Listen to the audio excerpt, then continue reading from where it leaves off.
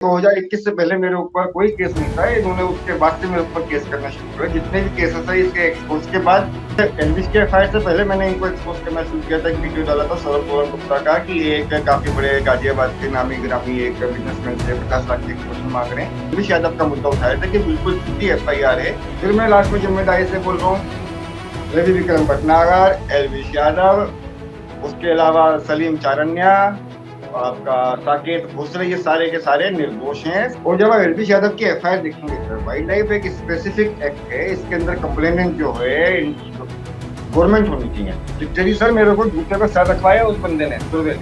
नमस्कार दोस्तों, मैं हूं आपका अपना राज के वर्मा और आप देख रहे हैं रिपोर्टर जी। देश में कई मुद्दे चर्चा में हैं, जिसमें लोकसभा चुनाव 2024, अरविंद केजरीवाल की गिरफ्तारी और इसके अलावा एलविश यादव का मामला। इन चर्चाओं के बीच हम लगातार एलविश यादव से जुड़े मामले के अपडेट्स आपके साथ शेयर कर रहे हैं, लेकर आ रहे हैं, कोशिश कर रहे हैं तमाम जो लोग गाय बगाए जो इस केस से जुड़े हुए हैं। हमने सौरभ गुप्ता से जो बातचीत की वो ऑडियो भी आपके सामने लेकर आए। तय आपने करना है कौन सच्चा कौन झूठा, और बाकी न्यायपालिका साफ कर देगी कि कौन बेगुनाह है और कौन गुनहगार है। इस सब के बीच एक नया नाम और जुड़ गया है, रवि भटनागर। रवि भटनागर कौन है? इनके खिलाफ भी सौरभ गुप्ता ने एक मामला दर्ज कराया है गाजियाबाद के पुलिस स्टेशन में। मामला है, इनके ऊपर आरोप है कि ये फोटोशॉप पर लोगों की वीडियो फोटो जो है उनमें छेड़छाड़ करते हैं, जिसमें सौरभ गुप्ता की भी फोटो है, और उसके बाद एक्सटॉर्शन के लिए दबाव बनाते हैं। इतना ही नहीं, इन पर आरोप है कि ये जो वन्य जीव है उनकी तस्करी भी कर रहे हैं और इनके खिलाफ कई जगहों पर अलग अलग मामले दर्ज हैं। और अभी हाल ही में एलविश वाला जो मामला आया उसमें भी रवि भटनागर जो है जोर शोर से बात रखने का काम कर रहे थे। ये तो इनके ऊपर आरोप है, लेकिन रवि भटनागर का अपना पक्ष क्या है? क्योंकि जिस भी व्यक्ति के ऊपर कोई आरोप होता है उसका पक्ष भी जान लेना बेहद जरूरी है। अगर बगैर ही पक्ष जाने हम किसी के बारे में कोई राय बनाते हैं तो वो बेहद गलत है। तो इसीलिए हमने सोचा कि क्यों ना रवि भटनागर से भी सीधे बातचीत की जाए, उनसे भी जाना जाए कि उनके ऊपर जो ये आरोप लग रहे हैं उनमें कितनी सच्चाई है, और अगर वो ये तस्करी करते हैं या एक्सटॉर्शन के लिए उन्होंने अगर दबाव बनाया है तो ये पूरा खेल क्या है। तो वो खुद ही अगर उन्हीं से जाने तो ज्यादा बेहतर होगा। चलिए रवि भटनागर जी को जोड़ते हैं अपने साथ। रवि जी, आपका भी बहुत बहुत स्वागत है रिपोर्टर जी पर। लगातार हम एलविश से जुड़े तमाम मामलों पर बेबाकी से बातचीत कर रहे हैं। कोशिश यही है कि दूध का दूध और पानी का पानी हो जाए। किसी व्यक्ति ने अगर गलत नहीं किया है तो उसके साथ गलत नहीं होना चाहिए, और जब तक किसी के ऊपर आरोप सिद्ध ना हो जाए उसे गुनहगार भी नहीं बोलना चाहिए, वो आरोपी है। अभी तक न्यायपालिका ने अपना फैसला नहीं सुनाया। खैर, ये तो बातें हुई बाकी सब चीजों को लेकर।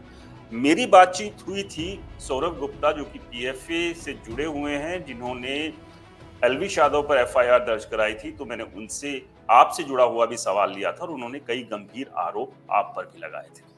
सबसे पहला आरोप, उनका कहना है कि आप जो है वन्य जीवों की तस्करी करते हैं, और जहां तक गलत नहीं हूं तो रवि भटनागर उर्फ तमंचा के नाम से भी आप कुख्यात या विख्यात है। ये आरोप उनके हैं, क्या कहना है इसमें? सर इन्होंने अभी तकरीबन 1 महीने पहले गाजियाबाद पुलिस को टैग करके एक ट्वीट मारा था कि राजस्थान पुलिस मुझे अरेस्ट करने आई है और मैं अपने घर से भाग गया। जबकि मैं अपने घर पे ही था, तो गाजियाबाद पुलिस ने उसके ऊपर पूरी एक इन्वेस्टिगेशन करी। जो एसीपी सर, उसके अंदर जो एसीपी थे उसमें उन्होंने मॉनिटरिंग करी और मैं बिल्कुल अपने घर पे था। और जब सर कोई भी पुलिस आती है रेड मारने तो वो पहले थाने में अपनी आमद कराती है। तो ऐसा कुछ भी नहीं था, ना राजस्थान पुलिस मेरे घर आई ना गाजियाबाद पुलिस स्टेशन में गई। इन्होंने एक झूठी अफवाह फैलाई। और जहां तक वन्य जीव तस्करी का आरोप है मेरे ऊपर, मेरे खिलाफ एक एविडेंस तो प्रोवाइड करिए ना सर। आप सिर्फ हमारा जो एक सिस्टम बना है कि एफआईआर लेनी कंपलसरी है, अगर कोई रिटर्न में या मौखिक रूप से आपको शिकायत करे तो कुछ एविडेंस तो प्रोवाइड करिए ना।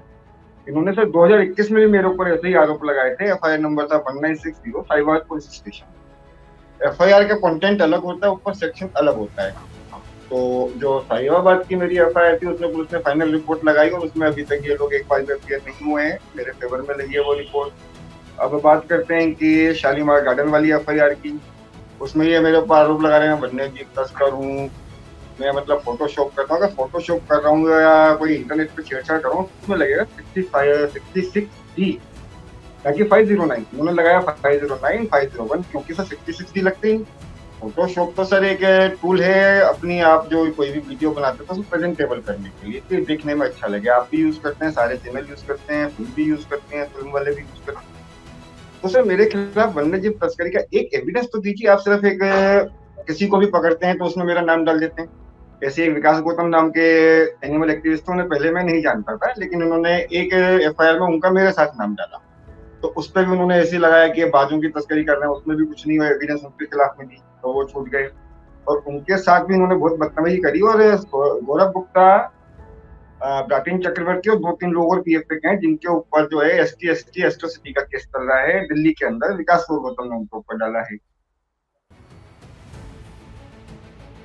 जी जी, बोलिए सर। बोलते रहिए।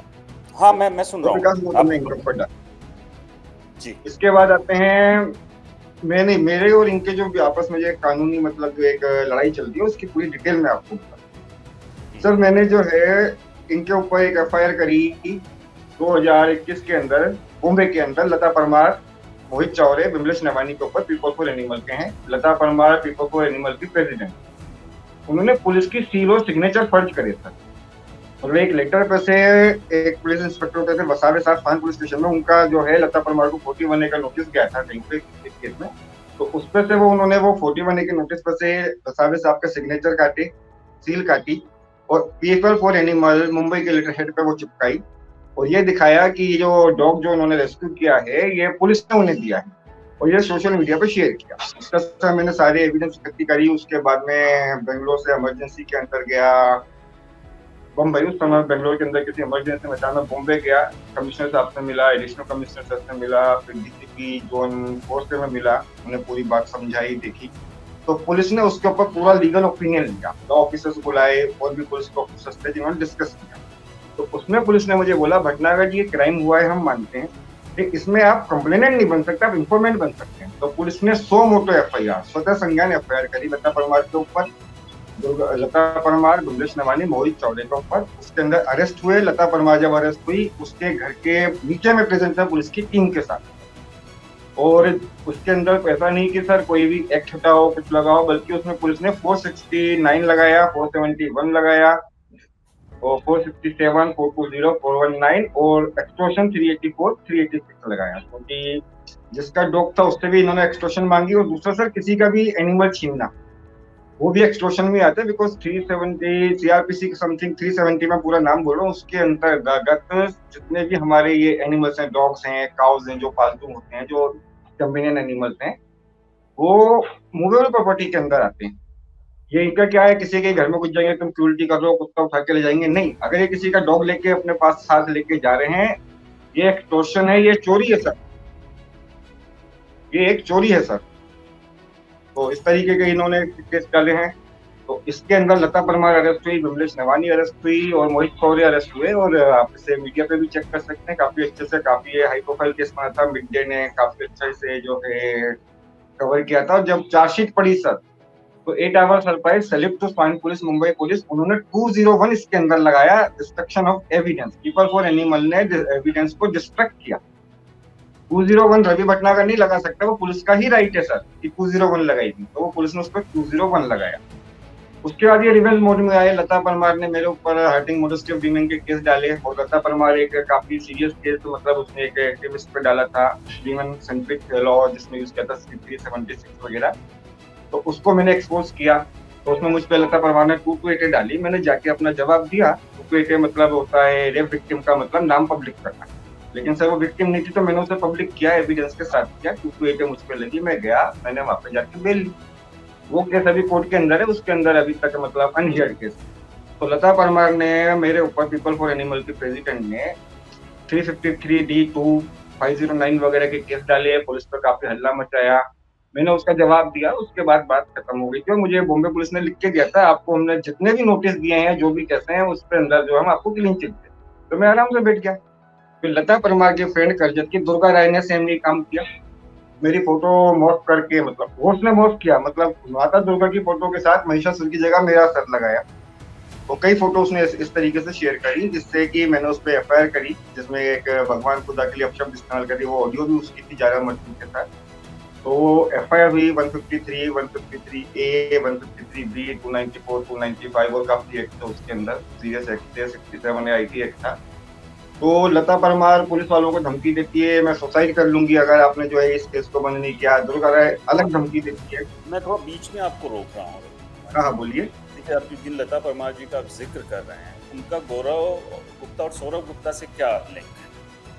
पूरा गैंग है सर। जब मैं अरेस्ट हुआ था बम्बई पुलिस में, गौरव गुप्ता मेरी इन्वेस्टिगेशन ऑफिसर अनीता होगे, जो कुरार पुलिस स्टेशन में मेरी इन्वेस्टिगेशन ऑफिसर थी अनीता होगे जी, उनको फोन करता और मेरी पुलिस कस्टडी में फोटो लेता है। मतलब जो मेरी जब अरेस्ट करते थे फोटो खींचती है पुलिस, वो फोटो अनीता होगे जी से लेके सोशल मीडिया पर उसे वायरल करता है।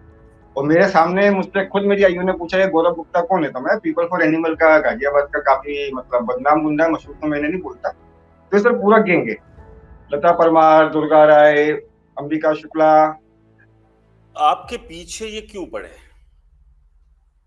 तो देखिए, मैं इन्हें कंटिन्यूसली एक्सपोज कर रहा हूँ क्योंकि इन्होंने एक आम आदमी का जीना दुर्भर कर रखा है। मतलब these people are the threat for the civil society. Simple words में सिविल सोसाइटी के लिए थ्रेट है।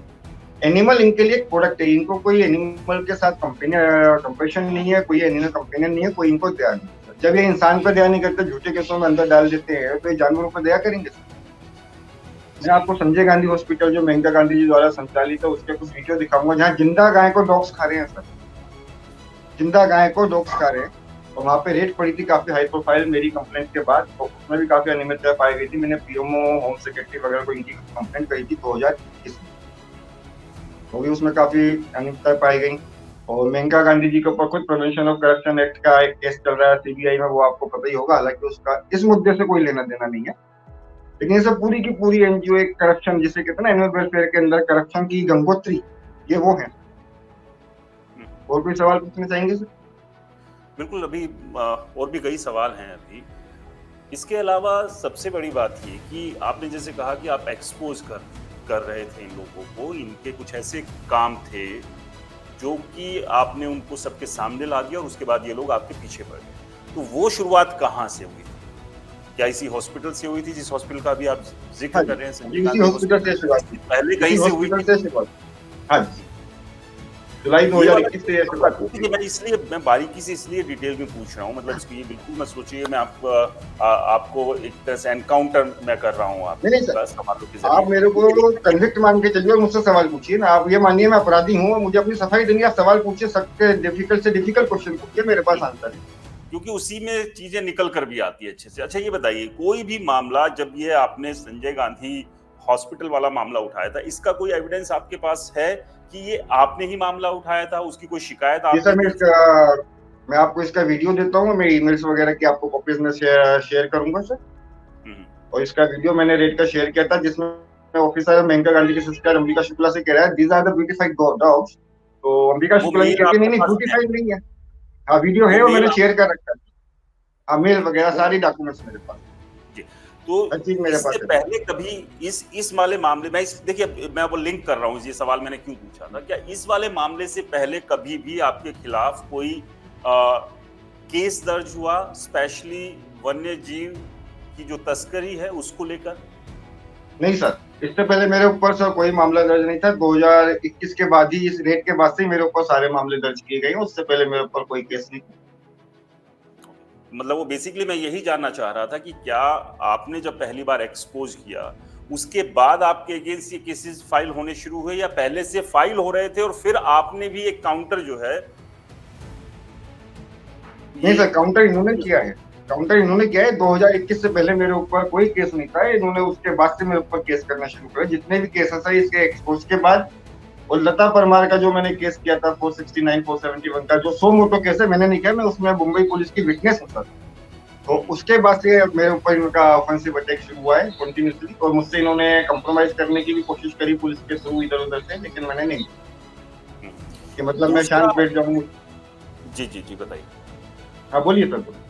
दूसरा, सौरभ गुप्ता जी से जो बात हुई मेरी, उन्होंने कहा कि आप एक्सटॉर्शन करते हैं, मतलब उगाही का करते हैं, उसके लिए दबाव बनाते हैं। इसीलिए आप जो है पीछे जो अभी आपने कुछ एक चीज़ें की 25,000 रुपए की जो एफआईआर की कॉपी आपने भी मुझे शेयर की थी, जो पब्लिक डोमेन में भी कहीं न कहीं है, जिसमें उन्होंने ज़िक्र किया इस बात का कि फ़ोटोशॉप और वो सारी चीज़ें ये सब इसलिए करते हैं ताकि आप दबाव बना सके एक एक्सटॉर्शन के लिए, और वो जो एक्सटॉर्शन की का पैसा है वो 25,000 रुपए उसमें मेंशन किया गया है एफआईआर में कि वो 25,000 रुपए देने के लिए आप दबाव बना रहे थे उनके ऊपर। देखिए, उन्होंने अगर वो एफआईआर मुझ पर, पहले तो वो एफआईआर नल एंड वाइट है, क्योंकि वो एक मेल ने करी है, जबकि वो फीमेल के थ्रू उनकी उसमें मेल सेक्शन है 509। अगर मैं एक्सटॉर्शन की डिमांड करी तो उसमें सर 384 386 लगना चाहिए। अब 384 386 लगाने के लिए पुलिस मांगेगी एविडेंस कि भाई इसने तुमसे एक्सटॉर्शन मांगी, इसके एविडेंस दो, कोई फोन डिटेल दो, कोई ईमेल दो, कोई व्हाट्सएप दो, कोई मैसेज दो, या तुमसे कभी ये मिला, तो वो इनके पास है नहीं। तो ना 384 एक्सटॉर्शन का उसमें कोई एक्ट है ही नहीं सर। उसमें एक तो इनके डेफेमेशन का एक्ट है और दूसरा 509 हर्टिंग मोडेस्टी ऑफ वीमेन है। अब मुझे नहीं पता गौरव गुप्ता कब से वीमेन या मतलब ट्रांसजेंडर हो गए, मुझे नहीं पता सर, ये मैं पहले भी चीज बोल चुका हूँ, क्योंकि उसमें एक्सटॉर्शन का कोई एक्ट ही नहीं है सर। एक्सटॉर्शन का एक्ट सर 384 386 होना चाहिए ना, अगर मैं मांग रहा हूँ तो पुलिस ने क्यों नहीं लगाई उसमें? ये एविडेंस होनी चाहिए एक्सटॉर्शन के लिए। इसके अलावा उसमें जो एफआईआर में एक आरोप और भी लगाया जो एल्विश वाले मामले को लेकर कि आप उस मामले को भी गलत तरीके से उठा रहे हैं अलग अलग मंच पे जाकर, अगर मैं गलत नहीं हूं तो। देखिए सर, एल्विश का मामला अभी हाईलाइट हुआ है, लेकिन जिस समय एफआईआर हुई थी नवंबर में सर, उसी समय मैंने उससे एल्विश के एफआईआर से पहले मैंने इनको एक्सपोज करना शुरू किया था। एक वीडियो डाला था सौरभ गौरव गुप्ता का कि एक काफी बड़े गाजियाबाद के नामी ग्रामी एक बिजनेसमैन से 50 लाख के एक्सटॉर्शन मांग रहे हैं, और उसके सेकंड वीडियो में मैंने एल्विश यादव का मुद्दा उठाया था कि बिल्कुल झूठी एफआईआर है। मैंने एल्विश यादव और एल्विश यादव की टीम को एक वार्निंग दी थी कि ये अभी एंड नहीं है, आपके ऊपर और भी झूठे केस मोलेस्टेशन के, रेप के लगाए जा सकते हैं। बट मुझे उम्मीद नहीं थी कि एनडीपीएस भी इसके अंदर एंटर हो सकता है, क्योंकि एनडीपीएस एक स्पेसिफिक एक्ट है सर, उसके लिए काफी एविडेंसेस की जरूरत होती है। लेकिन ऐसे ही अगर एनडीपीएस एक्ट लग रहा है तो काफी हैरानी वाली बात है।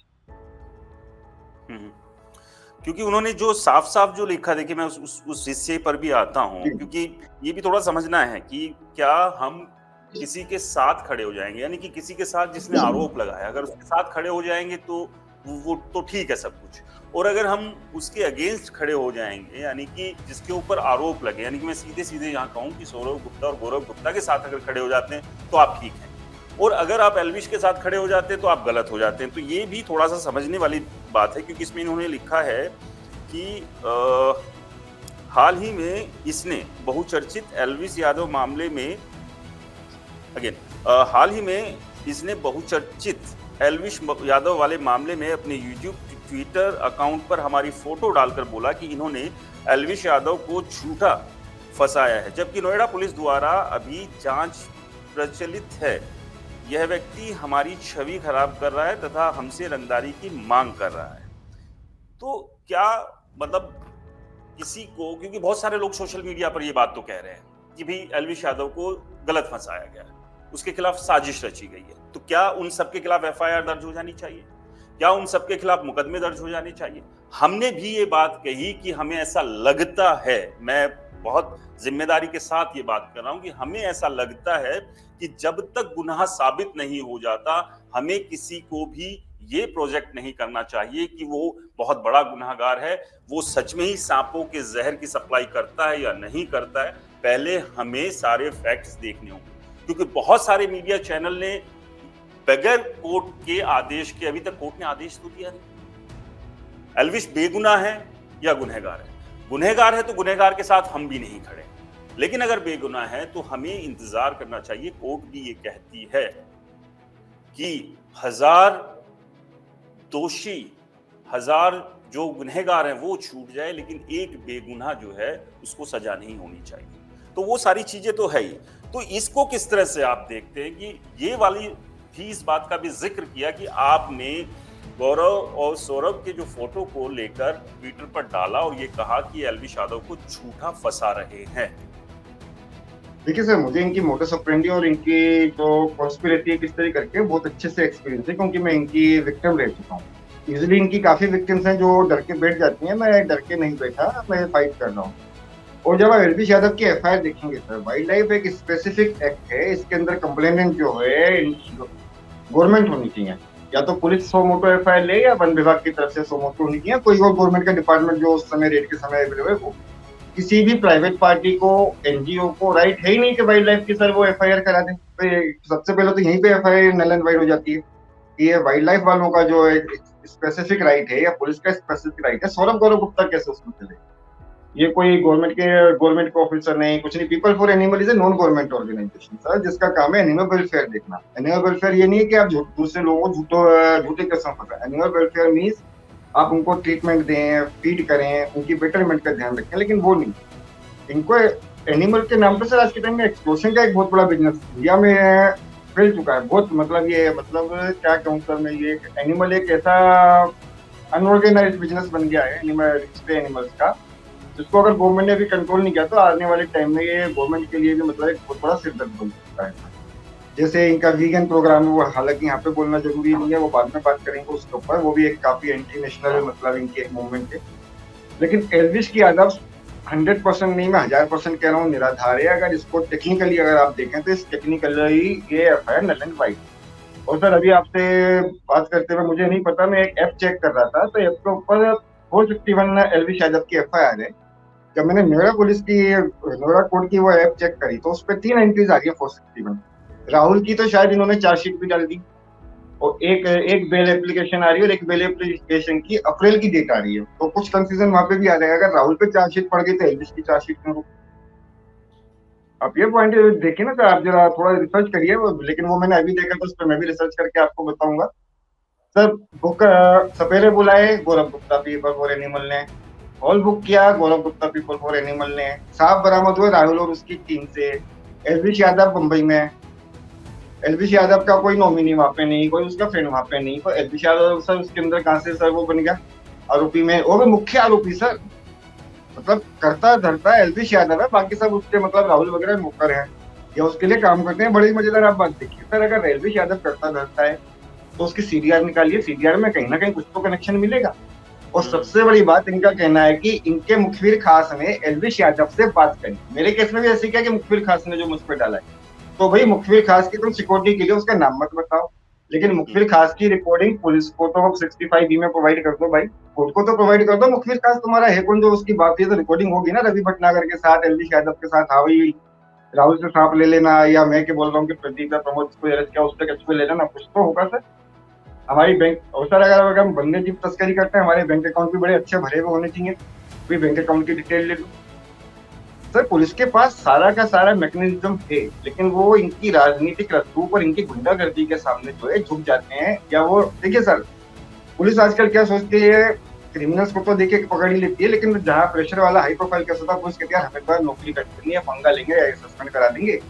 क्योंकि यहाँ ये काफी इनकी हरकतें ऐसी हैं, कुछ पुलिस वाले सस्पेंड भी हुए हैं जैसे। और यहाँ के एसपी थे श्री धर्मेंद्र यादव जी गाजियाबाद के, 2015 या 16 की बात है, जिनका इन्होंने ट्रांसफर करवाया था, जो मेनका गांधी के दबाव में नहीं आए और एस पटवाला काम कर रहे थे। तो मेनका गांधी जी वीके सिंह जी को फोन करती हैं, और उस समय अखिलेश जी सीएम थे। वो वीके सिंह जी अखिलेश जी को कन्वेंस करते हैं कि इस धर्मेंद्र यादव जी को हटाया जाए, वो हटाया गया। ऐसे ही मेरे केस में डीसीपी निपुण अग्रवाल आईपीएस जो कोतवाली के थे, गाजियाबाद सिटी के थे, उन्होंने मुझे प्रेशराइज किया पीछे हटने के लिए। और अनीता चौहान एसएचओ ने मुझे काफी प्रेशर डाला, मैं नहीं हटा तो उन्होंने क्या करा, एफआईआर डाइल्यूट करने की कोशिश करी। तो हालांकि अभी भी उस एफआईआर पर मैं लड़ रहा हूँ 16/23 के ऊपर, लेकिन डाइल्यूट नहीं कर पाए वो। तो ये लगातार सर मुझ पे एफआईआर डाल के दबाव डाल रहे हैं कि मैं पीछे हटूंगा। मैं आपको बम्बई पुलिस का एक लेटर दूंगा सर, जो मैंने रिलीज और जेल से बेल पे बाहर आने के बाद बम्बई पुलिस कमिश्नर को लिखा। सर अगर मेरे को बम्बई पुलिस किसी क्राइम में अरेस्ट करेगी तो मेरे क्राइम की इन्वॉल्वमेंट पूछेगी, 509 तुमने किया, ये क्या, वो क्या। वो लता परमार के लिखे हुए मुझसे क्वेश्चन पूछ रही है। वहां पे गौरव गुप्ता का मेरे आईओ के पास फोन आ रहा है और मुझे ये बोला जा रहा है मैं केस से पीछे हटूं। और सर कुराल पुलिस स्टेशन वालों ने तो खैर सर काफी कोऑपरेट करने की कोशिश करी मुझसे, हालांकि ऊपर से प्रेशर था। लेकिन करजत पुलिस स्टेशन के जो थे तुर्वे जो आईओ थे, उन्होंने लिटरली सर मुझसे अपना जूता पकड़वाया पुलिस स्टेशन में, नहीं तो इनकाउंटर कर दूंगा, ये कर दूंगा, वो कर दूंगा। अब आपने बोला भाषा का कंट्रोल रखना जरूरी है, वरना वो भाषा में बोलूं पुलिस या भाषा। लिटरली सर मेरे को जूते पर सर रखवाया उस बंदे ने, तुर्वे ने, करजत पुलिस स्टेशन का जो आईओ था। तो बताइए सर, ऐसे पुलिस अगर इस तरीके से काम करेगी तो एक आम आदमी का मतलब पुलिस के अंदर क्या भरोसा रह पाएगा सर? और सौरभ गौरव गुप्ता पुलिस स्टेशन में जाके पुलिस वालों को धमकियां देते हैं, ये सड़क के ऊपर पुलिस वालों को बोलते हैं तेरे जैसे तो मेरे सिक्योरिटी गार्ड खुले खड़े रहते हैं, तो इन्हें कोई जान से मारने की धमकी दे सकता है?